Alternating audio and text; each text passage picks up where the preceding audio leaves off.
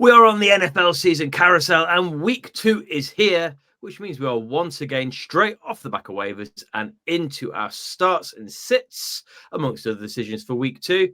Ed, I've got some starts for us this week. We did all right last week if we look reflecting on our starts, so hopefully there are some few gems in here too. First up, I have got Dak Prescott. Not great for fantasy in week 1, but I see a bounce back into the top 12 this week. If we're honest, a CD Lamb catch that could have led to another touchdown drive, it puts his fantasy points in still not good, but respectable and not quite as concerned as they were last week. Another week to hopefully have been learning how to connect with George Pickens, and hopefully that will be evident in the Cowboys' home debut this week. So Dak Prescott is someone I'd be looking to start if you are someone that drafts a couple of quarterbacks and maybe pivots between through the season. Next up, he was a start of the week last week. He repaid us, and he's a start of the week this week as well. J.K. Dobbins had 16 carries to R.J. Harvey's 6. I do see that shifting as we move through the season, but it's not going to be immediate. 3.9 yards per carry last week. It wasn't ideal, but he should take a little bit of a step up. He usually does grow into the season, does Dobbins, and he always has a touchdown in him, and sometimes a good breakaway touchdown as well that could see you getting kind of that 9 to 10 points off one play. Another player we mentioned last week, and it paid off. You pulled a right face at me when I said the name Travis Etienne last week, and it did pay off. To be fair, I think a lot of people would have pulled a face when you mentioned him. No, a lot of people went, that is genius. I shall go with it, and I shall secure the points that will come there as he finished RB6. It's a no-brainer now with Bigsby gone. Clearly, the Jags are happy with that. Yeah, we may see Tootin come into that role as well. He was only starting 32% of the leagues last week. Only 32% of the sleeper population listened to us. I mean, if 32% of the sleeper population listened to the show in general, that would be amazing for numbers. Maybe we should work towards that. It was RB6. Don't miss out on this week because he has the Bengals. And we know what that means, don't we, Ed? Well, I will add the caveat that the Bengals' rush defense actually looked pretty solid last week. They really limited the Browns on rush. It was our pass defense that was the problem. So that's the only caveat I'd add there, that unlike last year, it looks like we've been working on actually tackling players. Yeah, Dylan Sampson was obviously solid against them. Drone forward. I just think Travis Etienne should at least repay you a flex-worthy play, I think. With Kittle on IR, no news at the moment at the time of recording on Brock Bowers. Engram also nursing the calf strain. I've got a couple of tight end options for you as well you may want to consider, or if you just stream tight ends. So Brenton Strange, a player, well, in fact, both these players we spoke about a little bit in the preseasons, potentially ending up having decent value every now and then. Brenton Strange, he was productive on his 4 targets in week 1 and has the Bengals defense, we've just mentioned them. They're not so good against tight ends, are they? And that's something that will come through this week. I think he should take you comfortably past 10 points this week and has touchdown potential. So I think he could be an option. Javon Johnson, highly targeted, 11 targets, making for his second targets on the Saints roster for Spencer Rattler. 49 this week, so I expect to see him heavily involved again. I think Johnson is someone who you might well be happy with week by week, actually, as well. So he's someone else to look at and still quite widely available at the time of record as well, which is a little bit of a surprise to me. And finally, Jerry Jeudy. The Ravens secondary is much improved, but it's not yet showing as we saw in week 1. So I think wide receivers will continue to do well for fantasy against Ravens defense, as they did throughout the whole last year as well. I could also put Tillman here. This could be 2, to be honest, between Jeudy and Tillman. I just think out of the 2, Jeudy feels like he has the highest ceiling to me. But say Cedric Tillman is also a reasonable start this week against the Ravens secondary. Any concerns out of those players, or have I hit 6 home runs with my starts of the week this weekend? No, fair points. I know what you're saying about Dak with the bounce back. Just be careful. You might look and think, oh, the Cowboys have got the Giants.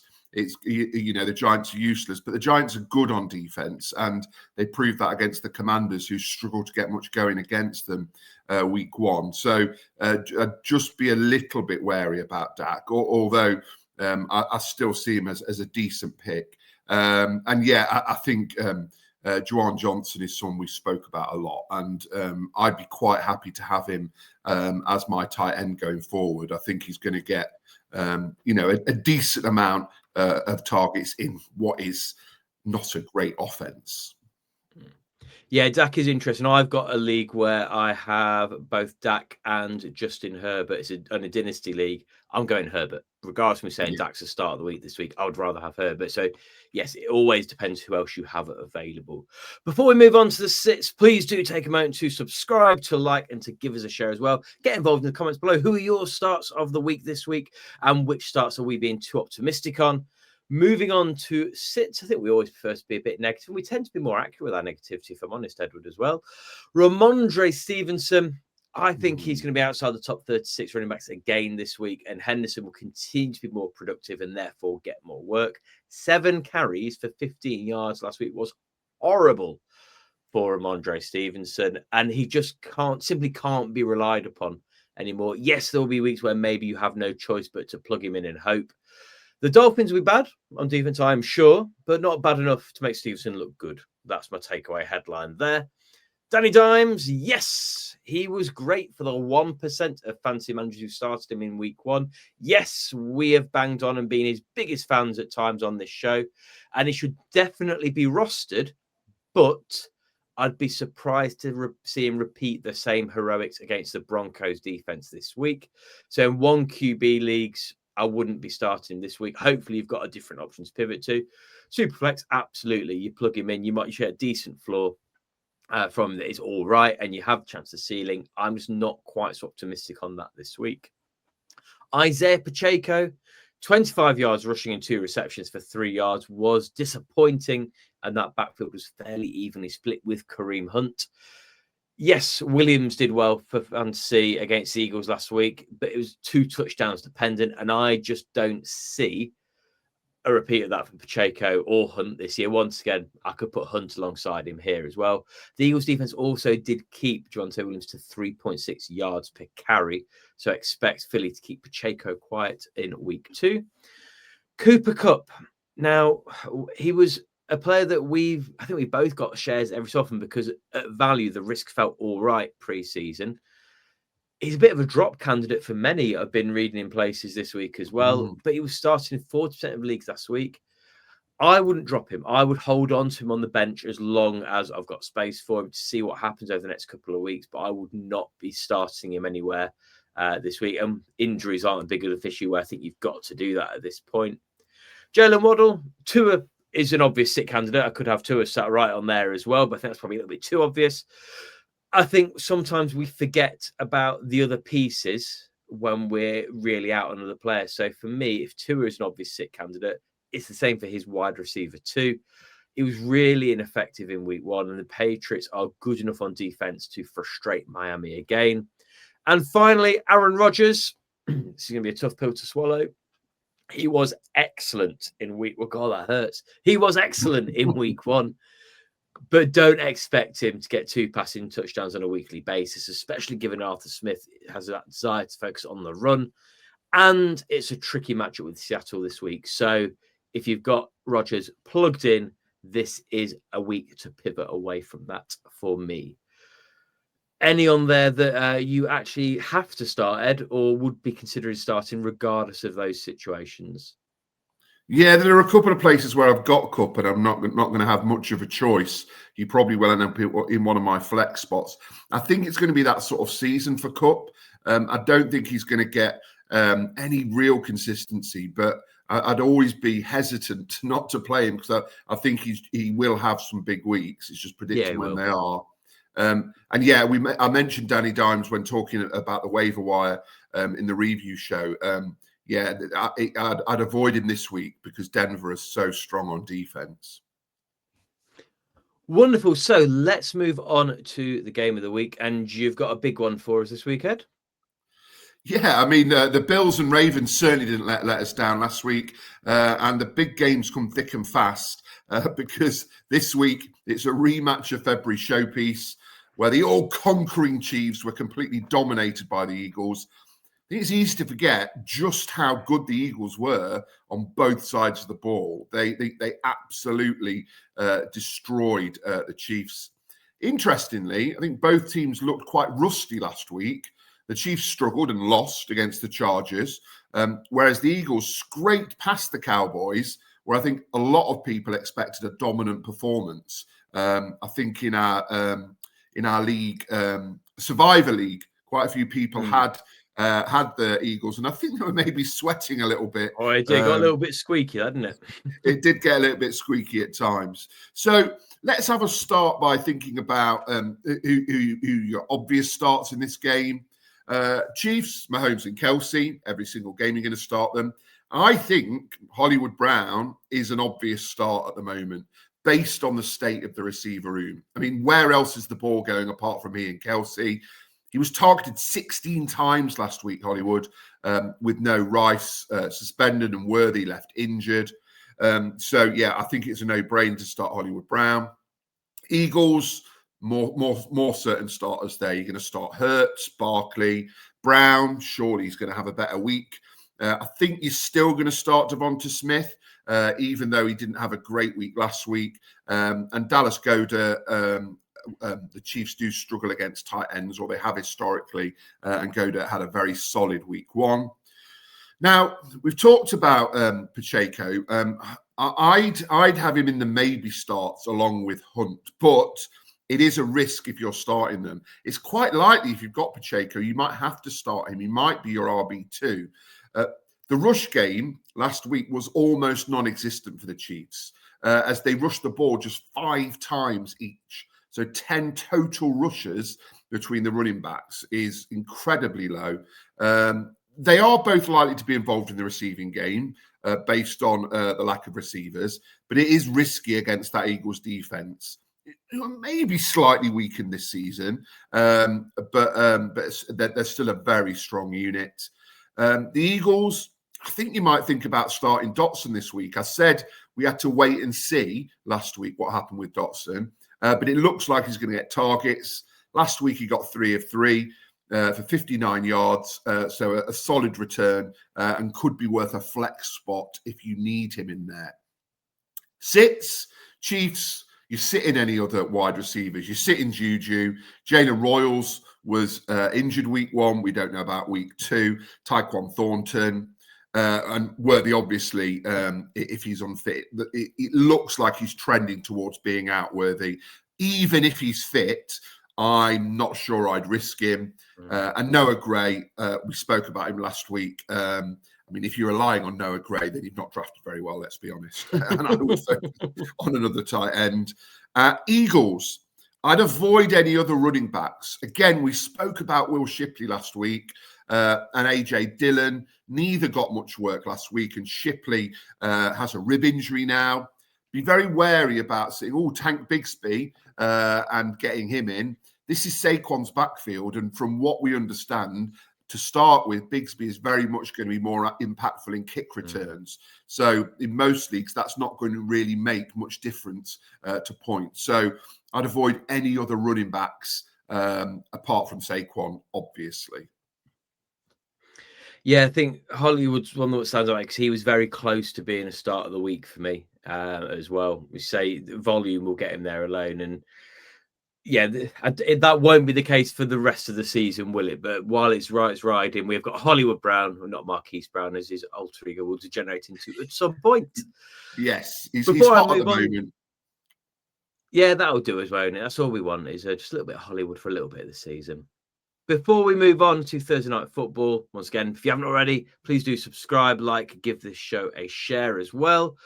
We've got another belter for Thursday Night Football. Again, though, Packers, Commanders, a week 1 statement from Green Bay, and Washington were efficient in dispatching the Giants, although wasn't as straightforward as maybe people thought it would be. I mean, Russell Wilson made it as easy as he possibly could for the Commanders, bless him. No huge fancy scores for anyone on either team last week. Deebo Samuel definitely deserves an honorary mention, though, for his wide receiver 6 finish. Green Bay looks so good, and we're obviously expecting to see Parsons kind of grow again and see more snaps this week, it feels quite easy to look past Washington. The Commanders were solid, but say it was the Giants. This is where we see what the Commanders have really got to offer this year against a very tricky Packers team. They're 4-point favourites of the Packers with a line of 47.5. So at least on paper, this looks like an absolutely great game to start week 2. And it will get some people off to a solid start for their week 2 fantasy lineups as well. As always, then, the obvious starts for Packers. Love, Jacobs are locked in. I never like to say anything definite about a Packers wide receiver. It's definitely not a kind of a binary situation for me there. But Reed should return decent wide receiver to flex value again, I would like to think. For the Commanders, you're starting Daniels, you're starting Krosky Merritt. He looked really good last week. So when you've seen such good for, you don't want to put something on such a small sample size, but I think it'd be foolish not to plug him in this week based on what we did see. McLaurin and Samuel are also both locked in. Maybe starts. There's a couple of players here I was genuinely not sure where to put them. I've moved a couple about as well.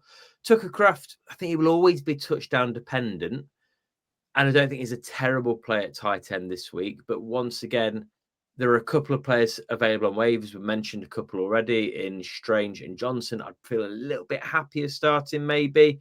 Depends what situation you're in. Certainly a case for Kraft starting. The Commanders, for Ertz, I'd initially put as a must start. Then I thought, no, that's far too strong. And then I almost talked myself into him being a sit. You may have another option on your bench you're happier with, but it just feels safe. If you're quite happy elsewhere on your roster, and you think, let's just get myself between 9 to 12 points, and I'm happy that I tight end this week, then that'll do. Only getting 26 yards from 3 targets last week is a worry. So once again, the touchdown got him over for you. But I'd be relatively cautious, optimistic in putting 12 points this week. He should do you, I think. Austin Eckler is rostered in 78% of leagues. So I'd imagine he's going to be started in around 20 to 25. The workload won't be there, but I think he's good for 3 to 5 targets. So PPR leagues, he should do you a good job in flex. I think for me, Eckler is probably more of a value DFS pick if you're looking to take a bit of a gamble on a big game, really. Sits for the Packers, I think all wide receivers for the Packers, really. If you're relying on I'd not read your bit earlier, you put about Noah Gray, but I've put on my notes, if you're relying on Packers wide receiver outside Reed, you've not drafted very well. I'm sorry, that's how your draft worked out. Maybe Matthew Golden will change from that pack as he grows into the season as well. And for Commanders, if I've not mentioned them so far, you're not thinking about starting them because most of those players aren't even rostered at this point as well. It should be a really good game, though. I'm going with the Packers win. Where do you sit? Yeah, I've read a lot this week about the Packers, and a lot of experts are really high on them. Thought they maybe impressed the most in week 1, and there's a lot of hype about them. As kind of nailed on winners of the NFC North after the Lions disappointed. A bit early for that, but yeah, I agree. I think the Packers are probably favourites. And in terms of your comments, I think I would be starting Tucker Kraft. I was impressed with him, and I'd be more than happy with 12 points from him. And yeah, you need to remember with Eckler, he's kind of like that Swiss Army knife of a back, isn't he? That he will get involved in the receiving game as well. Yeah. So he will always boost his points total with that. So he rarely lets you down massively. But yeah, cracking game as well. Right. It is time, Ed, for our personal favourite feature in any of the shows that we do. Ooh. Fantasy Fox, Heston versus Ed. A little stuttering start there, Ed, so we'll move it through. You are pitching to me our prop this week, and you've got a wide receiver bounce back prop for me. Yes. So we spoke about this in the main show about some of our underperforming big time wide receivers in week 1. Of course, they were in our zeros feature, 3 of them. So I thought, why not focus on them in our prop this week? So we have 3 wide receivers to look at. First of all, there he is, an incredibly handsome man, Jamar Chase. Wide receiver 1 last year, 101 pick in fantasy drafts this week, but he had a stinker last week. Just 4.6 points in week 1. And then we've also got AJ Brown, had an even worse week, just 1.8 points in week 1. And Nico Collins, maybe not as bad as the other two, but still not great, just 5.5 points in week 1. So my prop to you is that they will all be in the top 15 receivers this week. So to give you a bit of an idea, last week, to get into the top 15, you would have needed 17.7 fantasy points. In week 2 last year, the score was slightly higher. You needed 19 fantasy points to get into the top 15. So I think if we go through player by player, you say yes or no, and then we will have, a best of 3, I suppose. So Jamar Chase, is he going to be in the top 15 this week? As we've mentioned, the Bengals have got the Jags this week. Jags have got a solid defense. Bengals looked quite ropey on offense last week, but we know that they take a while to warm up to Burrow and Chase. So will he be in the top 15 receivers this week?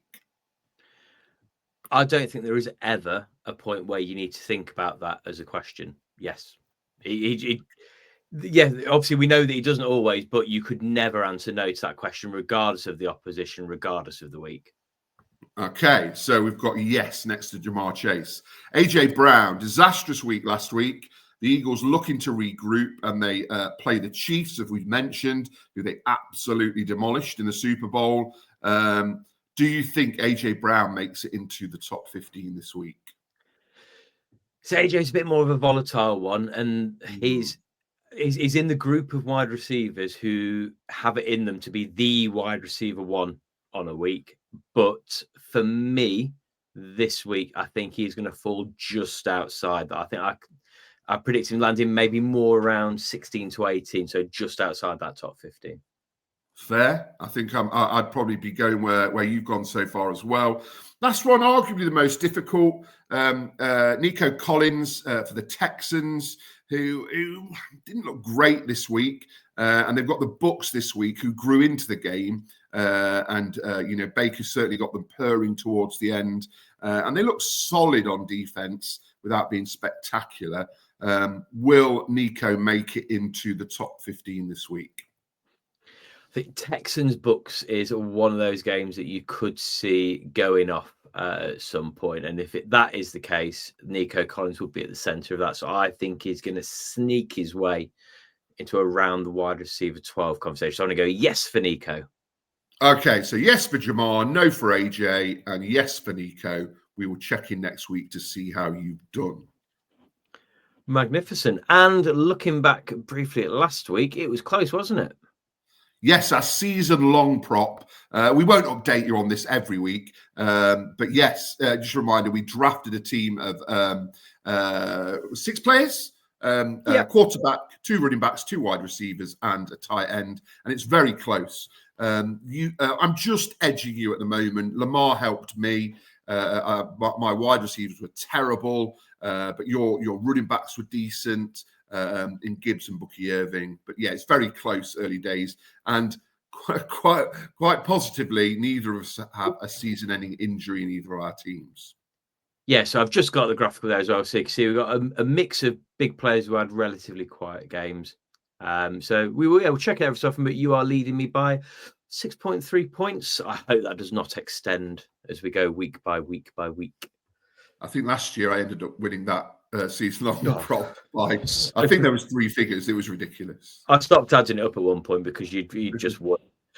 Anyway, moving on then finally to Sunday night bet club, and I've got a little bit of a treat for you, Ed. I have a sound drop from Malcolm from the old Sunday night bet club. I'm going to close my eyes and listen to this. Are you ready? Because this week we are going with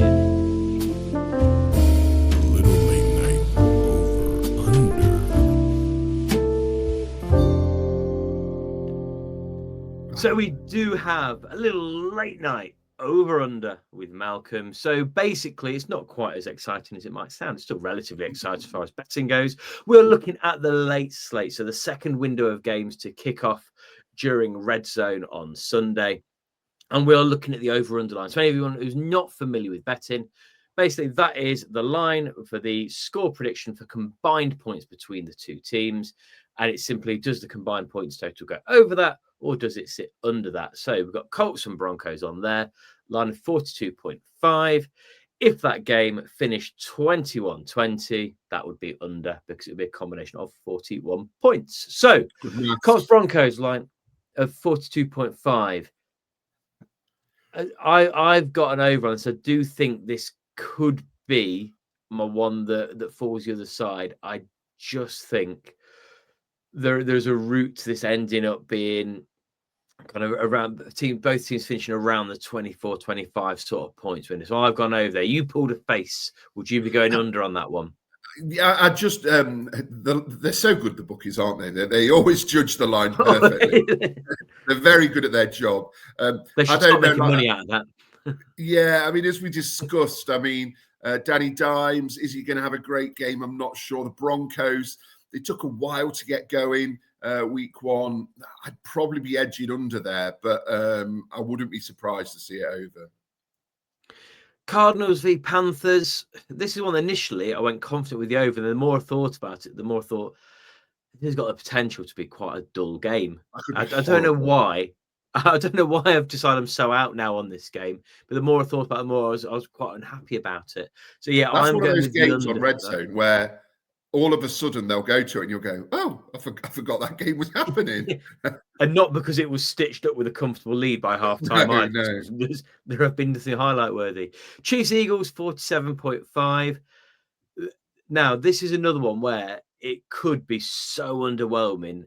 I just don't see that being the case. The Chiefs have got to have a bounce back. The Eagles will want to be proving a point that it was just a slightly slow start despite getting business done last week.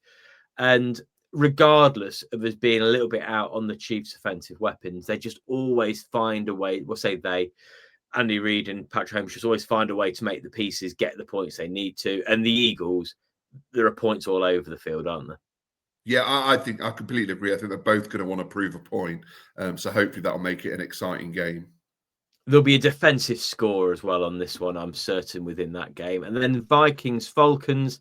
This one I felt fairly confident after rewatching the highlights of Vikings from Monday Night Football. I just think McCarthy's going to go for it. His quote saying about going to war next week. We'll go to war again next week. I thought, I like this guy. He's going to be a sort of player who's going to be a proper gritty player. And the Falcons, Bijan looked exciting. Penix was really, really starting to kind of show what he's got about him. Flunzo as well. I'm relatively confident that's a higher line of the over on that one. Yeah, I mean, it's a one-game sample size with JJ McCarthy, but he was very impressive.